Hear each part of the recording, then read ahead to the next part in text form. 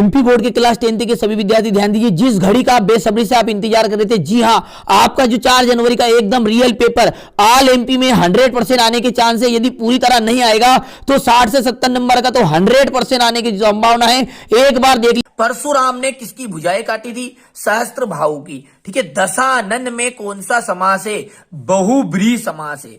बाल गोविंद भगत गाते समय क्या बजाते थे? तो वहां बजाते थे खंजड़ी। ठीक है, फाल्गुन माह में कौन सी ऋतु आती है? तो भैया वसंत ऋतु आती है। भारत का स्विट्जरलैंड किसे कहा जाता है? तो कटाओ को। ठीक है, इसके बाद दूसरा है, यहां पर देखिए दूसरा प्रश्न है, चौपाई में कितनी मात्राएं होती? तो 16 मात्राएं चौपाई में होती है। ठीक है, कितनी मात्राएं होती? 16 मात्राएं। वीर रस का स्थायी भाव है, तो वीर रस का है स्थायी भाव उत्साह। अज्ञे ने हिरोशिमा कविता कहां पर बैठे बैठे लिखी? तो रेलगाड़ी में बैठे बैठे लिख दी थी। छंद 2 प्रकार के होते हैं। प्रयोगवादी कविता के प्रवर्तक है अज्ञे।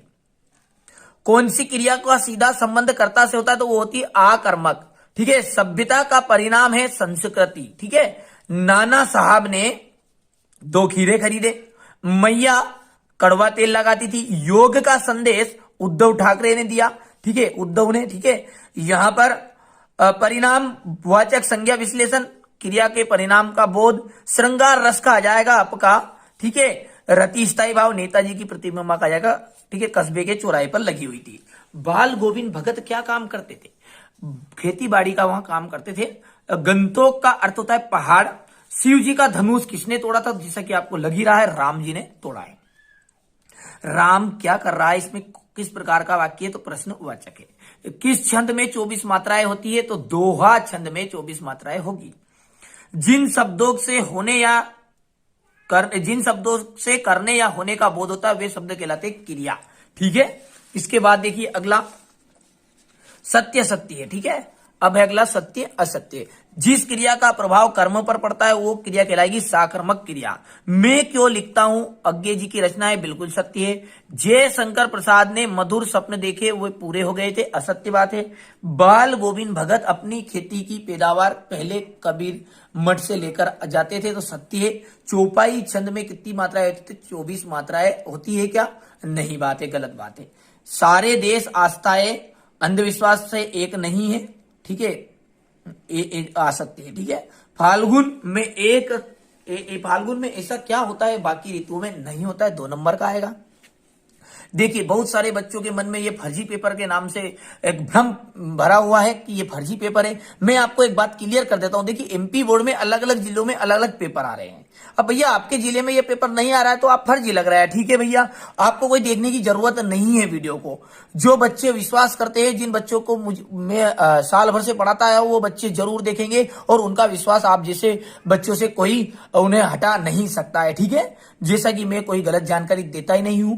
ठीक है, और ना ही दूंगा। मेरा उद्देश्य सिर्फ यही है कि आपका अच्छे अंक प्राप्त हो। ठीक है, तो बहुत सारे जिलों में नहीं आएगा भैया, तो इसमें मेरी थोड़ी गलती है। ठीक है, जो मेरे को प्राप्त हुआ मैं आपके सामने बता रहा हूं। मुझसे सहयोग जितना हो रहा है दे रहा हूं। ठीक है, तो 2 प्रयोगवादी कवियों के नाम और उनकी एक एक रचना और नाम लिखिए। नई कविता की 2 प्रमुख विशेषताएं, सूरदास तथा नागार्जुन की काव्यगत विशेषताएं बतानी है।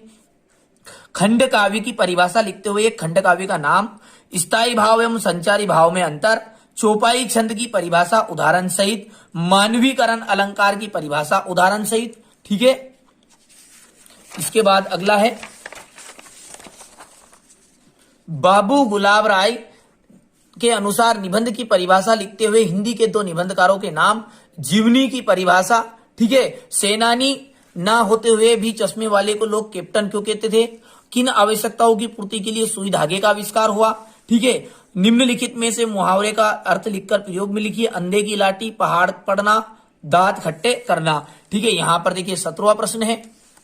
17 के बाद में ये 18 प्रश्न है। ठीक है भैया, और ये 19वां।